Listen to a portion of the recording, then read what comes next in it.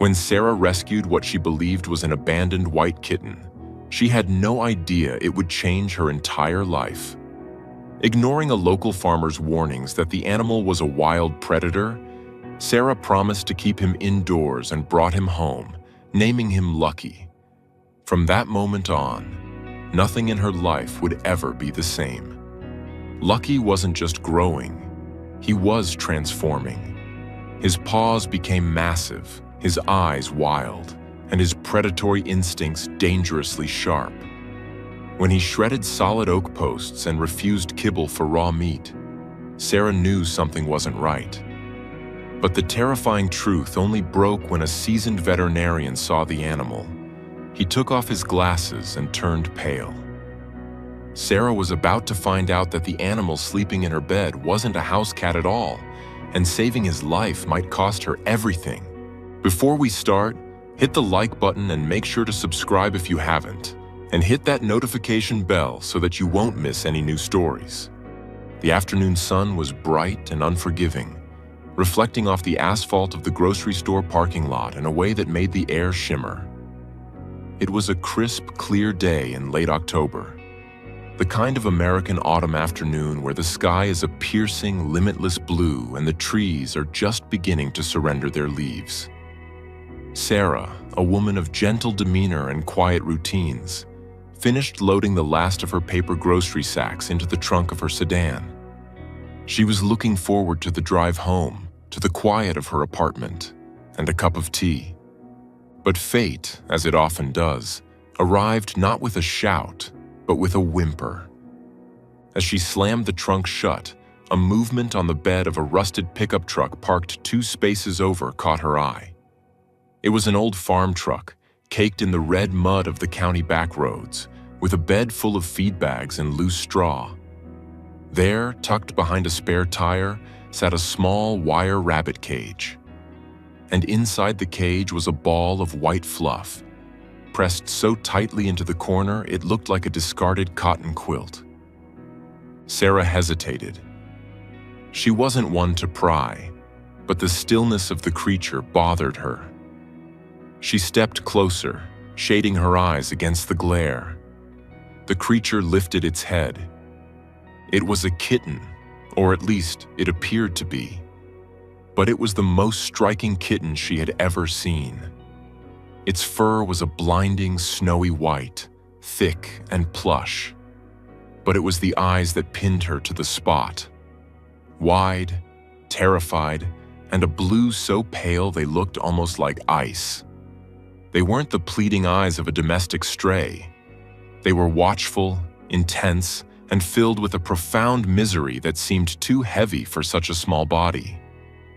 Just then, the truck's owner returned, swinging a heavy sack of feed over his shoulder. He was an older man, his face weathered by wind and sun, wearing a cap pulled low. He nodded at Sarah, but his expression was grim when he saw her looking at the cage. "Afternoon?" he grunted, tossing the feed into the truck bed. "I couldn't help but notice," Sarah said, her voice tentative. "That's a beautiful kitten. Is he yours?" The farmer sighed, leaning against the side of the truck. He took off his cap and ran a hand through thinning gray hair. "Not mine. Not really. Found the little devil holed up in my barn about 3 days ago. Neighbors have been dumping unwanted litters near the highway again. I reckon he's the only one left of his batch." "He looks scared," Sarah ventured. "He's terrified," the man corrected, his voice rough but not unkind. "And he's trouble. Starving, poor thing. He got into the coop last night. Panic killed 3 of my best layers and the rooster. He didn't eat 'em, just hunted. Instinct, I guess. But I can't afford to lose stock like that. Winters are hard enough." Sarah felt a cold knot form in her stomach. "So, what are you going to do with him?" The farmer looked at his boots. "Taking him to the vet in town. I can't bring myself to drown a kitten, ma'am. I'm not a cruel man. but I can't keep a chicken killer on the farm. I figure the vet can put him to sleep humane-like." The world seemed to stop spinning for a moment. The bright sunlight suddenly felt cold. Sarah looked back at the cage. The white kitten blinked, a slow, heavy motion, and let out a sound. Not a mew, but a low, raspy chirp. It was a sound of utter defeat. "No," Sarah said. The word was out before she had even formed the thought. "No, please, don't do that." The farmer looked up, surprised. "Ma'am?" "I'll take him," Sarah said, her voice gaining strength. She reached into her purse. "How much were the chickens worth? I'll pay you for them. Just let me take the cage." The farmer studied her for a long moment, assessing her sincerity. He saw the trembling in her hands and the steel in her jaw. Slowly, he shook his head. "You don't have to pay me for the birds, ma'am.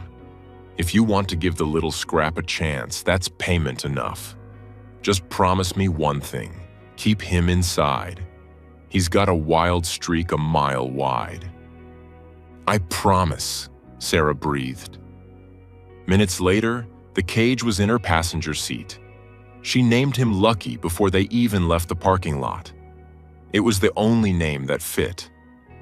The first few months in Sarah's apartment were a period of adjustment, filled with a chaotic sort of love.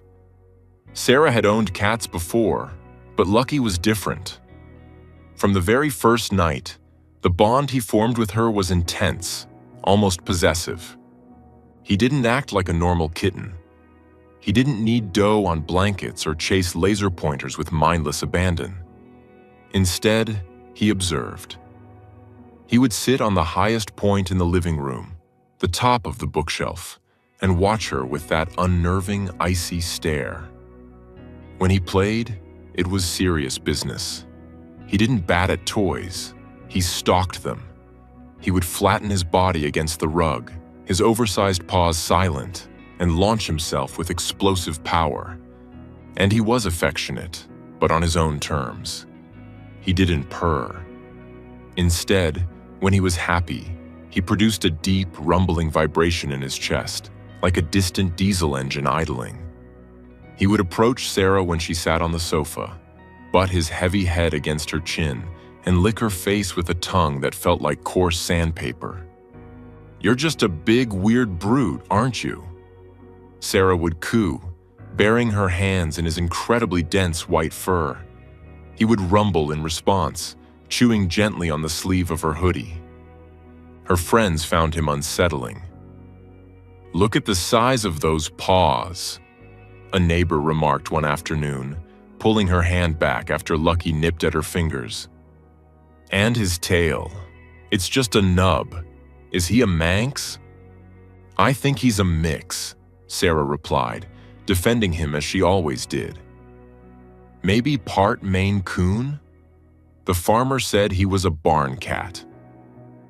But as winter melted into spring, the Maine Coon theory began to hold less water. Lucky was growing, and he wasn't just getting bigger, he was evolving. By 6 months old, he was the size of a medium dog. His shoulders were muscular and roped with tension, moving like pistons beneath his hide. The cute tufts on his ears had elongated into distinct black tassels. His face, once round and kitten-like, had broadened, developing a ruff of fur around the cheeks that gave him the appearance of a Victorian gentleman with mutton chops. But it was the spots that worried Sarah. As his kitten coat shed out, faint, ghostly rosettes began to appear on his white flanks, pale beige markings that looked like shadows cast by leaves. He was becoming destructive, not out of malice, but out of sheer power. He tore through the drywall near the window, trying to get at a squirrel outside. He shredded a solid oak scratching post in a week, and his dietary needs were insatiable. He turned his nose up at Kibble, screaming, a blood-curdling, high-pitched yowl, until she fed him raw chicken and beef. Sarah knew deep down that something was amiss, but she loved him. He slept curled against her back every night, a heavy, warm anchor in her lonely life. He was her protector, her shadow. The breaking point came in June. Sarah noticed Lucky was limping slightly on his rear leg. Worried about hip dysplasia, common in large breeds, she coaxed him into a large dog crate. It was a struggle that left her arm scratched and drove him to the veterinary clinic. The waiting room was busy. When Sarah walked in, struggling with the weight of the crate, a hush fell over the room. A golden retriever whimpered and hid behind its owner's legs. A cat in a carrier near the desk began to hiss violently. The receptionist stood up, peering over the counter. "Name?" she asked, then her eyes dropped to the crate. Lucky let out a low, guttural growl that vibrated through the metal bars. "Sarah, I have an appointment for Lucky." The vet tech came out to escort them, but stopped dead in his tracks 3 feet from the crate. He peered through the mesh.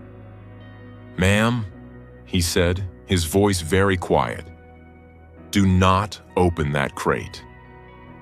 "He's just scared," Sarah said, feeling defensive. "No, ma'am," the tech said, backing away slowly to grab the doctor. "That is not a domestic cat." When Dr. Henderson, a seasoned vet with 30 years of experience, entered the exam room, he didn't look at the chart. He looked at Lucky, who was sitting calmly now, staring through the bars with those piercing predator eyes. Dr. Henderson exhaled a long breath. "Well," he said, taking off his glasses, "I haven't seen one of these since my days in Wyoming. Sarah, do you know what you have here?" "He's a barn cat mix," Sarah said, though her voice trembled. She knew. In that moment, she finally admitted it to herself. "He is a lynx rufus," the doctor said gently. "A bobcat, and judging by that coat, leucistic, maybe partial albino. That's why he's white. It's a genetic anomaly, extremely rare." Sarah slumped against the exam table. "But he sleeps in my bed. He watches TV with me." "I believe you," Dr. Henderson said, his tone sympathetic but grave. "He's imprinted on you. You raised him from a bottle, likely, or very young. He sees you as his mother. But Sarah, look at those claws. Look at that jaw strength. He is nearing sexual maturity. His hormones are going to kick in, and he is going to become frustrated, territorial, and potentially dangerous. Not because he's mean, but because he is a wild animal living in a box." "I can't give him up," Sarah whispered, tears spilling over. "He's my family. If I send him away, he'll die. He doesn't know how to hunt. He doesn't know to be afraid of cars." "You're right," the vet agreed. "He is non-releasable. If you put him in the woods, he will starve or approach a human for food and be shot. But you cannot keep him in an apartment. It is illegal, and more importantly, it is cruel." The reality of the situation crashed down on Sarah like a landslide. She was in violation of state wildlife laws. The very creature she had saved from death was now facing a life of imprisonment or confiscation. The following weeks were a blur of bureaucracy and heartbreak. Sarah contacted the State Department of Wildlife. She expected to be arrested. Instead, she found a weary but knowledgeable officer named Inspector Miller. Miller came to the apartment. He saw Lucky, who was now pacing the living room, chuffing at the window. Miller didn't condemn her, but he laid out the hard truth. "He's a magnificent animal," Miller said, watching Lucky sniff his boots. "But he needs earth. He needs to climb. He needs to mark territory. You have 2 choices, Sarah. You surrender him to a sanctuary, though most are full up and underfunded, or you become a licensed wildlife custodian." "I'll do it," Sarah said instantly. "I'll get the license." Miller raised an eyebrow. "It's not just a piece of paper. You need a Class 2 wildlife enclosure. We're talking outdoor, secure, heavy-gauge fencing, dig barriers, a double-entry safety system, and a minimum of 800 square feet. You can't do that on a balcony." Sarah looked around her comfortable, safe apartment. It was the only home she had known for a decade. She looked at Lucky, who was currently shredding a cardboard box with joyous intensity, his white fur glowing in the afternoon sun. She didn't hesitate. "Okay, tell me exactly what I need to do." Love makes us do irrational things. For Sarah, it meant liquidating her life. She put the apartment on the market. She sold her furniture. She dipped into her retirement savings. Within 2 months, she had purchased a small, dilapidated foreclosure on 3 acres of land way out in the county, far enough from neighbors to meet zoning laws. She moved into the drafty little house in late summer. The place needed a new roof and the plumbing groaned, but Sarah didn't care. Her focus was entirely on the backyard. She hired a contractor, but when the money began to run low, she fired him and started working herself. She learned how to mix concrete for the footings. She learned how to stretch heavy-gauge chain link. She learned about cantilevers, angled fencing at the top to prevent climbing out. It was grueling work. Her hands were blistered, her back ached constantly, and her bank account was hovering near zero. Every night she would sit in the unfinished structure with Lucky on a leash, crying into his fur. He seemed to sense the stress. He would rub his cheek against hers, making that deep, throaty rumble, licking the salt from her tears. "I'm trying, Lucky," she would whisper. "I promise, I'm trying." Then came the deadline. Inspector Miller called. He was coming for the final inspection in 10 days. If the enclosure wasn't finished and up to code, Lucky would be seized. The state had found a slot for him at a zoo in another state, a concrete pit where he would be a display animal. Sarah was desperate. She needed more lumber for the climbing platforms and another roll of heavy fencing for the roof. She was $3,000 short. That night, staring at her phone in the dim light of her kitchen, Sarah did something she terrified her. She asked for help. She wrote a post on a community forum. She didn't beg. She just told the story. She wrote about the farm truck, the kitten in the rabbit cage, the bond they shared, and the desperate race to build him a sanctuary so he wouldn't be taken away. She posted a picture of Lucky, not the scary predator, but the goofy, cross-eyed boy with a bucket stuck on his head and another of him hugging her arm with his massive paws. She hit post and went to sleep, expecting nothing. When she woke up, her phone was buzzing so hard it nearly vibrated off the nightstand. The story had gone viral locally. People were captivated by the white ghost of the county and the woman who gave up everything for him. By noon, a truck from the local lumber yard pulled into her driveway. "Paid for by an anonymous donor," the driver said, unloading stacks of pressure-treated wood. By 1 p.m., 3 guys she had never met showed up with tool belts. "We heard you need a hand with the roofing," one said.